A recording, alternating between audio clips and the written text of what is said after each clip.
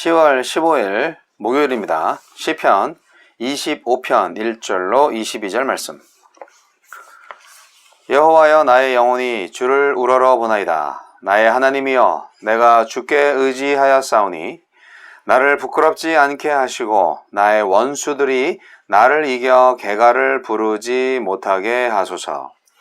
주를 바라는 자들은 수치를 당하지 아니하려니와 까닭 없이 속이는 자들은 수치를 당하리이다. 여호와여, 주의 도를 내게 보이시고 주의 길을 내게 가르치소서. 주의 진리로 나를 지도하시고 교훈하소서. 주는 내 구원의 하나님이시니 내가 종일 주를 기다리나이다. 여호와여, 주의 긍휼하심과 인자하심이 영원부터 있었사오니 주여 이것들을 기억하옵소서. 여호와여, 내 젊은 시절의 죄와 허물을 기억하지 마시고 주의 인자하심을 따라 주께서 나를 기억하시되 주의 선하심으로 하옵소서. 여호와는 선하시고 정직하시니 그러므로 그의 도로 죄인들을 교훈하시리로다. 온유한 자를 정의로 지도하시며 온유한 자에게 그의 도를 가르치시리로다. 여호와의 모든 길은 그의 언약과 증거를 지키는 자에게 인자와 진리로다. 여호와여, 나의 죄악이 크오니 주의 이름으로 말미암아 사하소서. 여호와를 경외하는 자 누구냐? 그를 택할 길을 그에게 가르치시리로다. 그의 영혼은 평안히 살고 그의 자손은 땅을 상속하리로다. 여호와의 친밀하심이 그를 경외하는 자들에게 있으며 그의 언약을 그들에게 보이시리로다. 내 눈이 항상 여호와를 바라보면 내 발을 그물에서 벗어나게 하실 것이미로다. 주여, 나는 외롭고 괴로우니 내게 돌이키사 나에게 은혜를 베푸소서. 내 마음에 근심이 많사오니 나를 고난에서 끌어내소서. 나의 곤고와 환난을 보시고 내 모든 죄를 사하소서. 내 원수를 보소서. 그들의 수가 많고 나를 심히 미워하나이다. 내 영혼을 지켜 나를 구원하소서. 내가 주께 피하오니 수치를 당하지 않게 하소서. 내가 주를 바라오니 성실과 정직으로 나를 보호하소서. 하나님이여, 이스라엘을 그 모든 환난에서 속량하소서. 내 눈이 항상 여호와를. 시인은 깊은 고난 속에서 원수들의 적대감과 맞서야 하는 상황이지만 자신의 죄를 들여다보며 주님의 인도하심을 구합니다. 그는 오히려 고난 중에 주님의 가르침을 기다립니다. 하느님은 어떤 분입니까? 4절로 5절. 주의 길을 보여주시고 가야 할 길을 가르쳐 주십니다. 시인은 비방과 회방 속에서도 주의 가르침에 귀를 기울입니다. 주께서 어떻게 일하시는지, 우리가 어떤 길을 가야 하는지 가르쳐 주시길 간구합니다. 근심과 두려움으로 어두워진 마음에 켜들 수 있는 등불은 오로지 주의 말씀입니다. 8절로 15절. 방황하는 영혼들을 일깨우고 바른 길로 인도해 주십니다. 겸손히 주님의 뜻을 따르고 지킬 마음의 준비만 되어 있다면 사랑 가운데 인도해 주십니다. 곧 하느님을 경외하는 자로 산다면 선택해야 할 길을 알려주겠다고 말씀하십니다. 사실 경외함은 인간으로서 하느님께 마땅히 가져야 할 자세입니다. 그런데도 이를 높이 평가하셔서 친밀함이라는 최고의 축복을 주십니다. 내게 있어 하느님을 경외한다는 것은 어떤 의미입니까? 우리에게 주시는 교훈은 무엇입니까? 1절로 3절. 시인은 원수들에게 에워싸인 위기 속에서도 하느님을 우러러 보기를 멈추지 않습니다. 악인들은 의인들이 하느님에게서 시선을 떨구도록 온갖 공격을 퍼붓습니다. 하느님을 바라볼 때 의인을 위한 구원의 서사가 시작되기 때문입니다. 의인의 승리와 악인의 패망은 여전히 유효한 하느님의 공식입니다. 하느님은 자신과 운명을 같이 하기로 한 사람을 그냥 버려두시지 않습니다. 버려두시는 법이 없습니다. 다급할수록 더 늦기 전에 하느님을 붙들지 않겠습니까? 6절로 7절. 원수들을 고발하던 시인은 이내 자신의 젊은 시절에 지은 죄와 반역을 떠올리며 주님의 인자하심과 선하심에 호소합니다. 그는 하느님의 언약적인 사랑의 경계 안에서 자신을 기억해달라고 간구합니다. 지금까지 어떤 삶을 살아왔든 상관없이 당면한 문제만 해결한다면 구원의 기쁨을 온전히 누릴 수 없습니다. 원수들을 향한 공의를 구하기에 앞서 내가 남긴 인생의 흔적에 꼭 필요한 하느님의 인자하심과 긍휼하심을 함께 들여다봅시다. 16절로 21절. 도움을 청할 것도 의지할 것도 없는 시인의 눈앞에 자신의 죄와 원수들이 뿜어내는 미움만 가득합니다. 상황은 변한 게 없습니다. 하지만 시인은 하느님을 바라보는 일에 결코 물러섬이 없습니다. 자신의 고통뿐 아니라 이스라엘의 고통까지 하느님께 들고 갑니다. 다시금 눈을 들어 성실과 정직으로 우리를 이끄실 하느님께 나아가지 않겠습니까?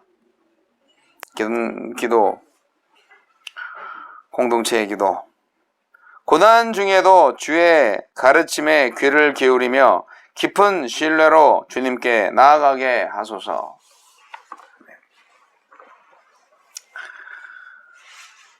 오늘은 다윗의 시로 나와 있는 말씀인데요. 다윗이 좀 나이가 먹어서 쓴 시 같아요. 나이가 먹어서도 한번 힘든 일이 있었죠.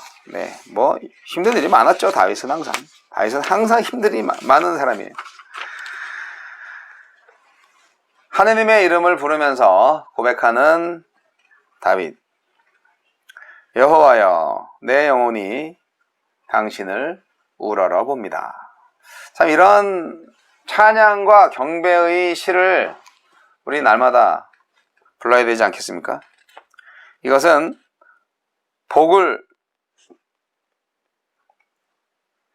복을 받기를 원하는 그런 일반적인 종교인들, 일반적인 그 신앙을 가진 사람들과 완전히 다른 개념입니다. 하느님 나를 구해주세요 라는 것도 마찬가지입니다.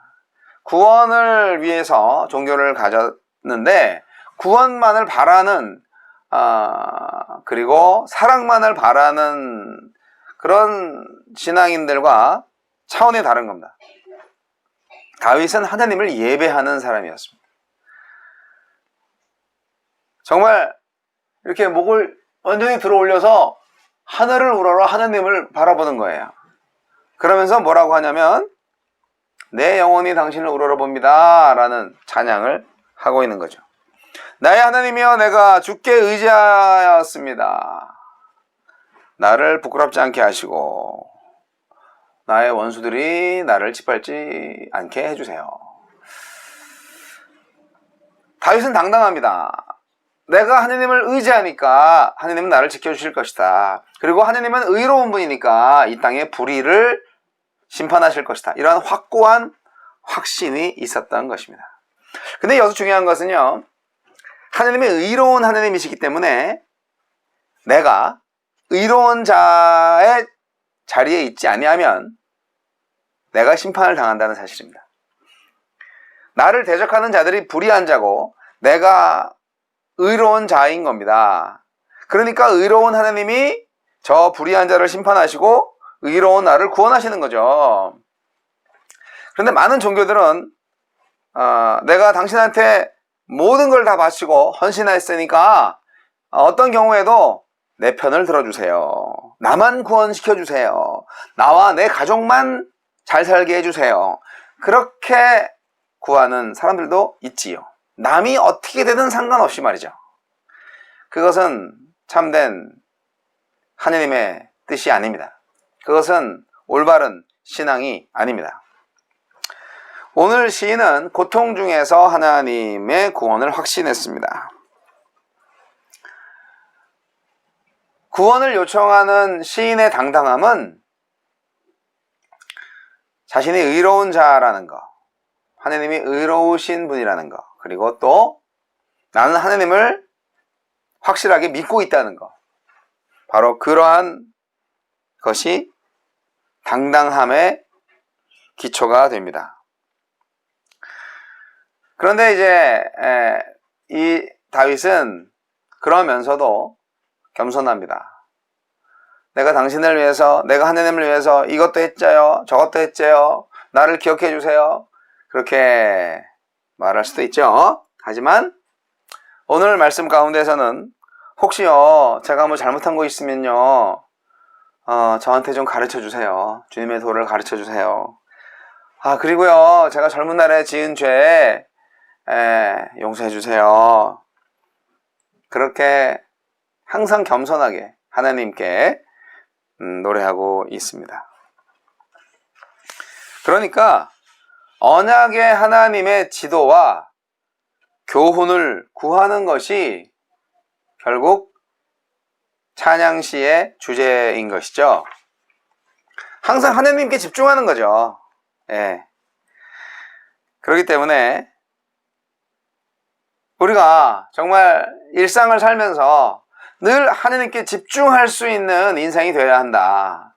그것이 정말 복된 인생이다 하는 것을 저는 강조하고 싶습니다. 시인은 주위에 많은 적들이 있었습니다. 정말 이유 없이 속이고 아주 심하게 미워하는 원수들로부터 굉장히 괴로움을 당하고 있는 상황이에요. 지금 구체적으로 어떤 상황인지는 시편 자체로는 말할 수가 없습니다. 그러나 어쨌든 정말 하나님밖에는 의지할 데가 없는 다윗이었어요. 그러니까 외롭죠. 괴로워요. 마음에는 근심이 많아요. 그런데 기도하고 있는 거죠. 하나님, 나는 수치를 당하지 않게 하시고 저 원수들이 수치를 당하게 해주세요. 그렇게요. 왜냐고요? 내가 수치를 당하는 거는 내가 믿고 있는 하나님이 수치를 당하는 거잖아요. 이러한 믿음, 이러한 당당함. 여러분 정말 그렇습니다. 이 실제적인 구원과 보호를 호소하는 이 당당한 믿음이 오늘 우리에게도 필요하지 않겠습니까? 주님은 반드시 주의 백성을 구원하십니다. 그런데 아까도 말씀드렸지만 구원하소서 이렇게 기도하면서 가르치소서 또 이렇게 기도하는 거예요. 시인은 단지 환난에서 건짐받는 것만을 구하지 않고 주님의 도와 진리를 가르쳐달라고 구하고 있습니다. 상황이 정말 급격하게 바뀌고 또 대적들이 막 이렇게 혹시라도 마음이 바뀌어서 회개하고 돌아오는 역사가 일어나지 않을까? 뭐 이런 기대보다는 그냥 하느님과 나와의 언약에 충실할 수 있도록 그냥 진리를 가르쳐달라 그렇게 기도하고 있는 것입니다. 시를 지은 자는 간절히 종일토록 이렇게 하느님을 바라고 있습니다. 사랑하는 성도 여러분, 우리 하느님은 회개하는 죄인을 용서하시고 긍휼히 여기시는 분이십니다. 그것은 하느님의 언약이시니까요. 내 백성은 내가 챙긴다. 그런데 의로운 자가 바로 내 백성이다. 그런 거죠. 하나님은 우리의 모든 것입니다. 하나님은 저의 모든 것입니다. 뭐 더 이상 바랄 것도 없고 사실은 하나님밖에 없습니다. 네, 이것이 우리 인생의 기본적인 신앙의 모습입니다. 우리가 참 믿는 게 너무 많죠. 믿는 게 너무 많지만 사실 믿는 게 너무 많으면 안 돼요. 나 또 돈 좀 있어. 나 좀 지식 좀 있어. 그래도 뭐 나 이 정도 미모 정도면은 그래도 밖에 나가서 좀 뭐 그래도 할 수 있어. 뭘 한다는 거지 도대체. 자, 나는 하나님밖에 없습니다. 난 주님밖에 없어요. 이게 더 낫지 않아요? 그렇죠? 사실 하나님의 구원이 우리 인간의 생각으로 볼 때 항상 좀 늦어요. 솔직히 말씀드려서 너무 많이 기다리게 하시는 것 같아. 그래서 괴로움을 좀 많이 당합니다. 하지만 언젠간 옵니다. 우리가 정말 하나님의 응답이 더디 올지라도 기다리는 거죠. 그리고 우리가 길을 잃었을지라도 찾을 수 있을 거야. 희망을 버리지 않고 꿋꿋이 가는 거죠. 아무리 어떠한 힘들고 어려운 곤경에 처했을지라도 반드시 구해내신다. 그런 희망은, 그런 믿음을 가져야 하는 것이죠. 오늘 시편 말씀은 굉장히 다양합니다. 간구, 탄원 뭐 이런 것도 있고 신뢰와 확신, 그리고 회개와 중보에 이르기까지 아주 다양한 내용들이 포함되어 있어요. 하지만 여러분, 오늘의 주제는 어떠한 고난 가운데에서도 우리가 하나님의 진리를 배울 자세를 가져야 되고 하나님께서 구원하시리라는 그러한 믿음을 가져야 한다. 이것이 핵심적인 진리, 핵심적인 내용이라고 볼 수 있습니다. 하나님밖에 없습니다. 여러분 그렇게 고백하시겠습니까? 여러분 지금도 힘들고 어려우십니까? 하나님밖에 없습니다. 그리고 하나님, 나에게 하나님의 도를 가르쳐 주세요. 진리를 가르쳐 주세요. 그래서 바른 길 가게 해주세요. 그러면 어느새 나는 구원의 자리에 이를 것이고 어느새 풍성한 구원의 복을 누릴 것입니다. 네. 이 재미로 예수 믿는 거 아니겠어요? 감사합니다.